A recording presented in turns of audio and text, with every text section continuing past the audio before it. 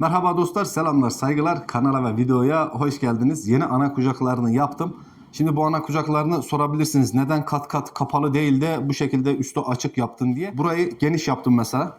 Şurası 1 metreye 1 metre. Burası 1,60'a 1 metre. Bura 1 metreye 1 metre. Arka taraf 1 metreye 1 metre. Ana kucakları yani civcivlerin yetişecekleri yer ne kadar kapalı olursa, hayvanların stres altında olması, sıkışıklıktan yine stres, baskı, birbirlerinin tüylerini yonması, bu tarz sorunlardan ziyade bir de solunum yolları problemleri oluyor.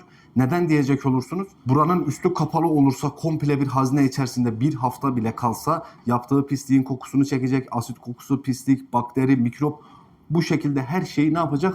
Üzerine çekecek. Ayağa bulaşacak pisliğine, kendisi bulaşacak pisliğine, suya pisleyecek, yer dar olduğu için. Anlatabiliyor muyum? Bu şekilde geniş ve üstü havadar, açık yani. İçeride temiz bir hava akışı var şu anda. Kapı da tam kapalı değil. Dışarıda da büyük bir fırtına var doğrusu. Burada bir hava akışı var. Hayvanlar ferah, geniş alanlarda rahat. Sayıları sınırlı bir şekilde burada yetişecek. Hepsinin bireysel ısıtıcısı var. Anlatabiliyor muyum? Yani buraya çıkan yavruları koyduğunuzda 10 gün sonra burada ayırabileceksiniz. En büyükleri buraya, ortayı buraya, küçük boyları oraya. Herkes kendi boy emsaliyle yetişecek. Kimse kimseyi ezmeyecek, kimse kimseyi sıkıştırmayacak. Önceden bura bölünmediğinde, biz buraya girdiğimizde yavrular kendini hep arka köşeye vuruyordu. Arka köşeye vurmasının sebebi yeni oldukları için bizlerden ürküyorlardı. Biz de boylu insanlarız, yani civcivlerden kaç kat daha büyüğüz. Onlar sizi direkt kapı açılıp gördüğünde ne yapıyor?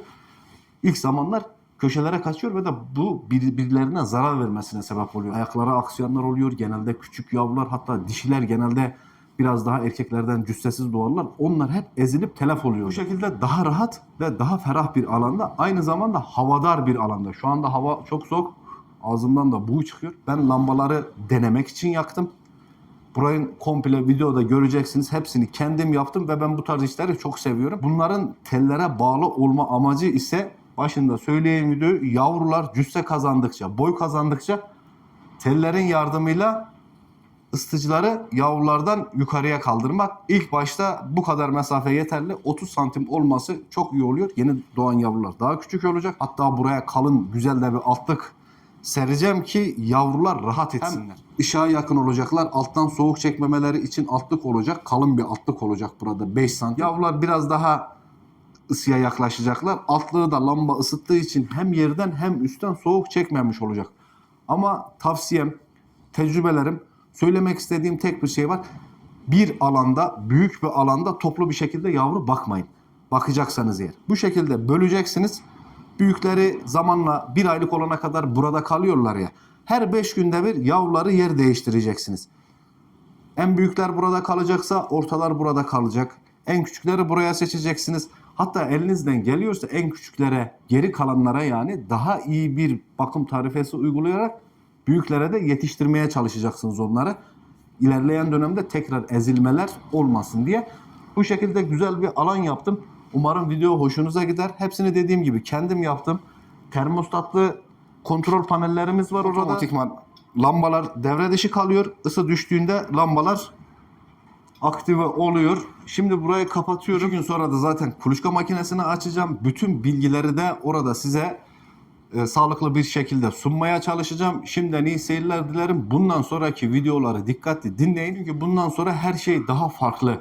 Eskisine göre ilk attığımız kaz videolarına bakın. Burada soba var. Yine aynı şekilde burada duruyor soba. Hava aniden soğursa, burası zaten doğu ve yüksek, yani rakım olarak da yüksek. Benim burası şehirden daha yüksek. Hava aniden soğursa sadece lambalar devreye girecek. Biz bunları ek ısıtıcı olarak kullanacağız.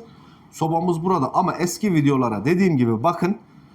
Tek bir alanda büyütüyorduk ve o zaman 14-15 tane yok yere ezilenlerin yüzünden kaybımız oldu.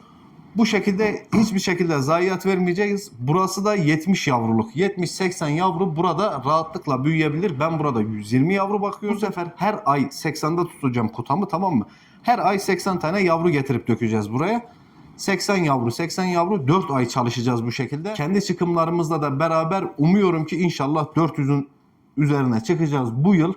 Çünkü çıkmak istiyorum, yani gerçekten işi de büyütmek istiyorum. Şimdiden iyi seyirler dilerim. Bir sonraki videoda görüşmek üzere. Selamlar, saygılar olsun. Akşam hava çöküyor. Bak bir şey göstereceğim.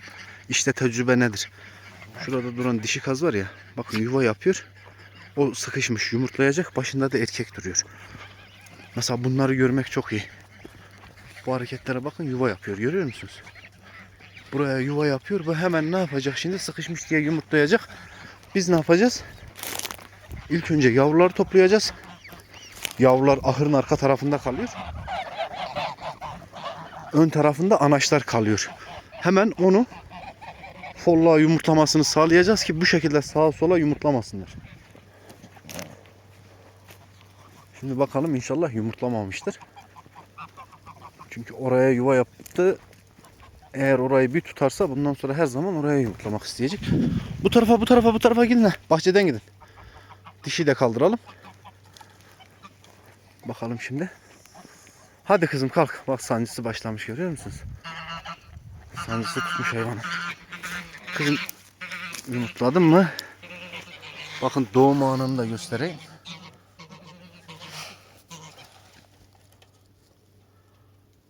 Şu anda kazın doğum anına şahit oluyorsunuz canlı bir şekilde. İşte bunun olması kötü oldu. Buraya yumurtlaması da sıkıntı oldu. Neyse, o bir iki dakikaya kurutsun. Alırım onun altından. Hayır, çekil oradan. Hayır kızım, hayır. Çekil. Aferin sana. Yetişemedim işte. Biraz daha erken görseydim. Ben yemlikleri ahıra alıyordum, o dışarıdaki yemlikleri. Biraz daha erken görseydim çok iyi olacaktı. Şimdi kurutur o, ben onu alırım oradan. Madem kendimizi büyütüyoruz, geliştiriyoruz, yerlerimizi de geliştirmemiz lazım. Kameranın hemen önünde soba var. Sobayı kurdum. Burada her birinde bireysel ısıtıcı olacak. Bunu size söylemek istedim. Çünkü bu çok önemlidir. Tam alanımızı 1 metrekare olarak 6 parçaya, 6 eşit parçaya bölüyorum. Şimdi bir tane de sizin gözünüzün önünde yapayım isterseniz. Hadi şöyle alalım.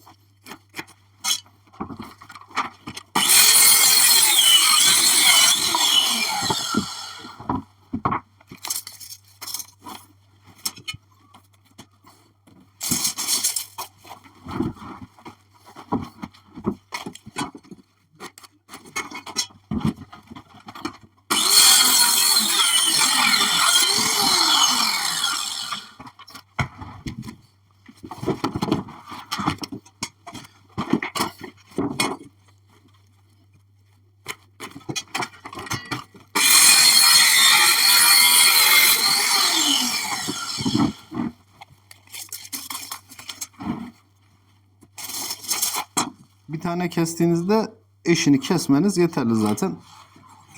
Yer aynı olduğu için ölçüler de aynı oluyor.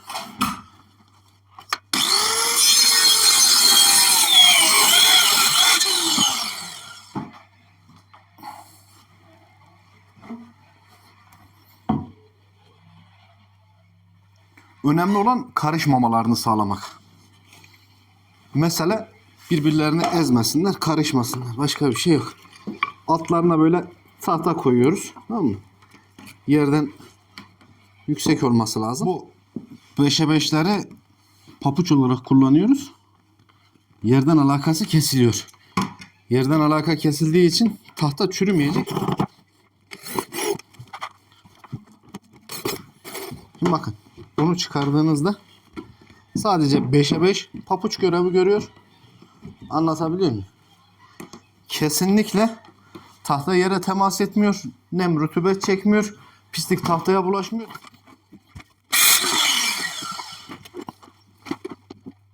Özellikle vida ile yapıyorum ki devamlı kullanabileyim. Farklı bir işe yardımcı olur. Farklı bir iş için kullanmak isterim.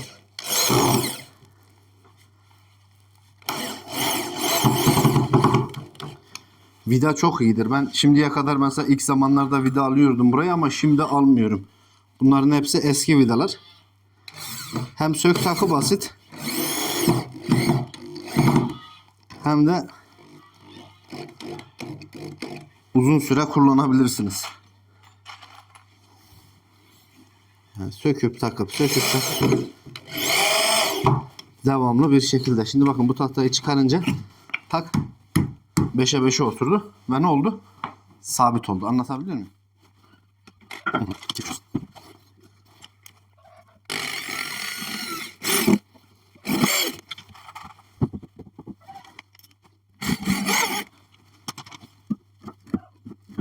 Buyurun. Yedeğimiz. Çok iyi.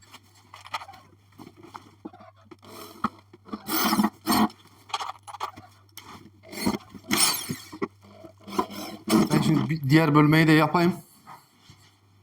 Elektrik çekince de tekrar görüşürüz. Şöyle göstereyim. Yaptım, bitti. Burayı biraz büyük yaptım. Biraz daha sobaya yanaştırdım. Buraya biraz fazla koyabiliriz. Ya da iri olan yavruları bu iki büyük bölmeye, diğer küçük yavruları karşı iki bölmeye kullanırız. Şimdi tahtaları yağlayalım. Bu çok önemli. Bunları yağlamamın bir sebebi sudan etkilenmemeleri, bir nebze korur ya. Tahta yağ emdikten sonra birkaç kere yağlayacağım bunları. En az 2 ya da 3.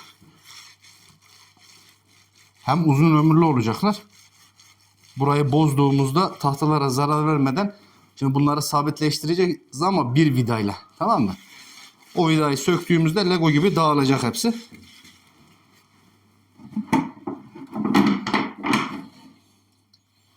Böyle daha uzun ömürlü olur. Hem biti de uzak tutar. Dediğim gibi. Bit mevzusu çok önemli. Burada soba yanacağı için çekecek onları. Buraya ya da burada oluşmalarını sağlayacak. Ama biz ilaçlamalarımızı kesinlikle eksik etmeyeceğiz. Dostlar, yaptım. Bitti. Bu işleri çok seviyorum, böyle el işlerini. Aynı zamanda istediğiniz gibi oluyor her şey. Kimse karışmadığı için. Şimdi elektrik malzemesini getirdim. Aynı zamanda elektrikle de uğraştığım için şu karşıya güzel bir termostat panel yapacağız. Ardından buranın ısıtmasını da yapmış olacağız elektrikle. Bu bizim desteğimiz olacak yalnız. Genel olarak biz buraya soba kullanacağız. Termostatın birini buraya alacağız. Şu 3'e bir hat gidecek. Şuradaki 3'e de ayrı bir hat gidecek. İki termostatla konuyu halletmiş olacağız inşallah. İlk önce kutuyu alalım. Kablomuzu alıyoruz. Termostat bağlamadıysanız bir kere göstereyim. Hiç bağlamadıysanız yani.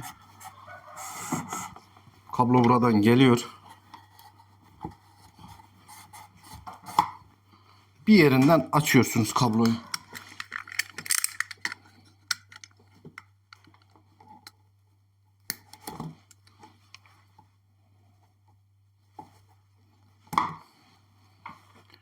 İki tane jack'tan alıyorsunuz.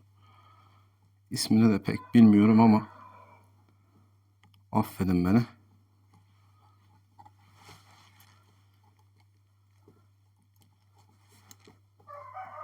Şimdi bunu nasıl yapıyorsunuz biliyor musunuz? Hazır bende termostat şablonu var. Daha önce kullandığım bir şablondur. Böyle kapağı kapatacaksınız ya üzerine. Termostatın burada olmasını istiyorsunuz. Buralara delik açıyorsunuz. Bir tane 6 milim, iki tane 4 milim. Şimdi açayım o delikleri. Ardından termostat.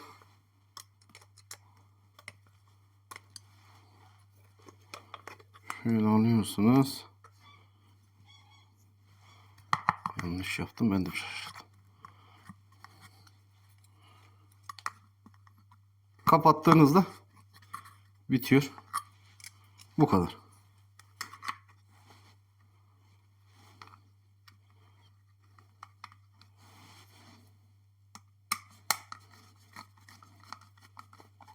Bu şekilde sabitliyorsunuz. Her zaman harf olan giriş 1 yazan çıkıştır. Şimdi buradan termostata tekrar bir yer açalım.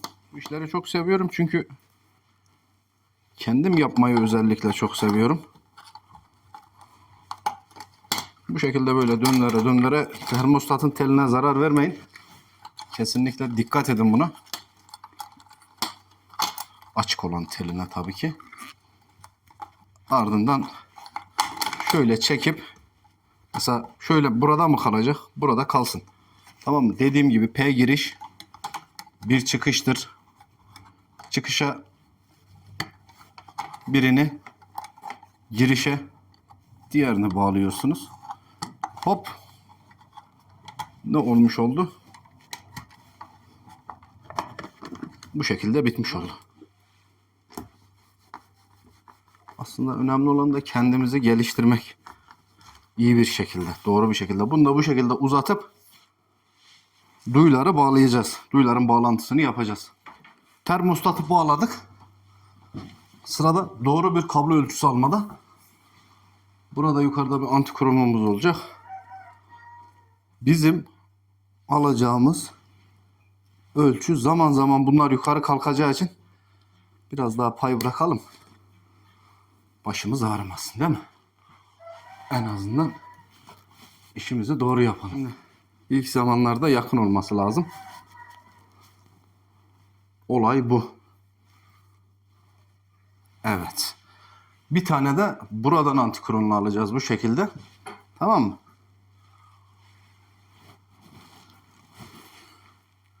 Şimdi bize bir tahta parçası lazım uzunca. Bu.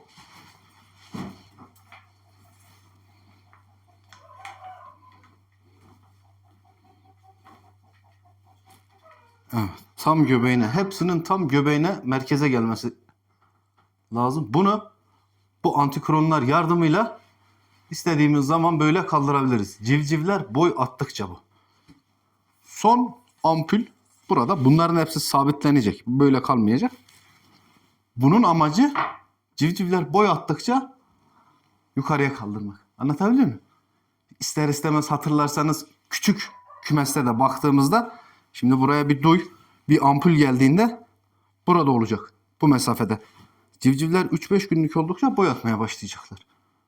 Biz ne yapacağız? Bir ay burada bakacağız ama böyle ufak ufak kaldıracağız. Ampulle temaslarını keseceğiz yani komple. Duyuları bağlayayım. Bu saatten sonrası çok basit. Ben birer parça gösterdim size. Devam ederim ben. Şimdi bir tane de duyu bağlayayım buraya.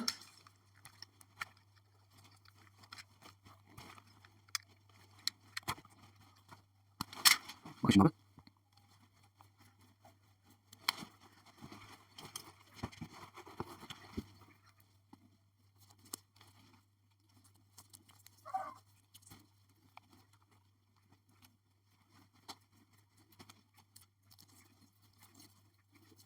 Bitti.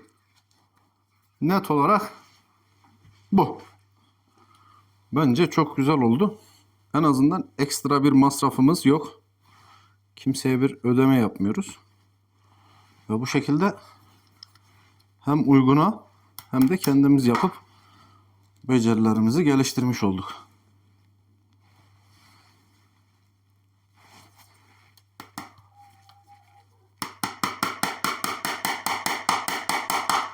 Bakın abi. Bir tane de buraya atacağım şimdi. Bir de oraya. Bir sonraki partta tekrar görüşelim. Şimdi ısılanmalarını takalım.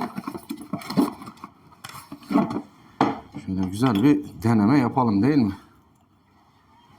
Sağ tarafı bir kontrol edelim mi? Hadi bakalım. Harikasın sen ya. Güzel. Evet. Bir de ışıkları yakalım.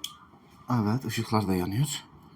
İşlerin daha önceden bitmesi, civciv çıkımlarından daha önce bitmesi, her şeyin hazır olması çok iyi oluyor.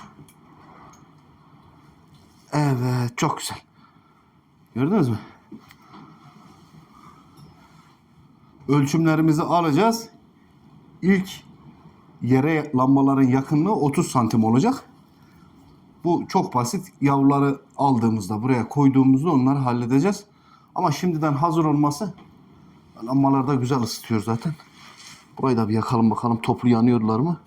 Ki yanacaklar zaten. Başka çareler yok. Harika ısı veriyorlar. Bu ısı lambaları çok iyi.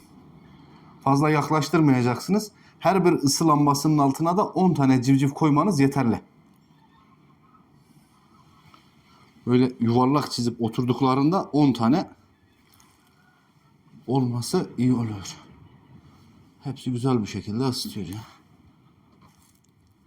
İşte bu işler çok güzeldir. Civcivler çıkmadan mekan hazır, temiz, temizlenmiş, altlık daha serilmemiş. Burası güzel bir şekilde bir gün önceden soba yanacak, ısıtılacak. Köşelerde ufaktan buz tutan yerler var soğuktan. Onları eriteceğim. Yer tamamen kuruduğu an civcivlerimizi çıkımlarında ne yapacağız? Tereddüt etmeden. Mikrop yok, pislik yok, herhangi bir bakteri, parazit yok. Gerekirse bura bir kere daha dezenfekte edilir yani. Hiç problem yok. Ama çok güzel. Bu şekilde daha güzel videolar yaparız. Hem daha ferah, daha rahat nefes alacaklar. Hiç kimse kendi pisliğinin kokusunu çekmeyecek yani. Şunu da kapatalım. Evet, çok güzel.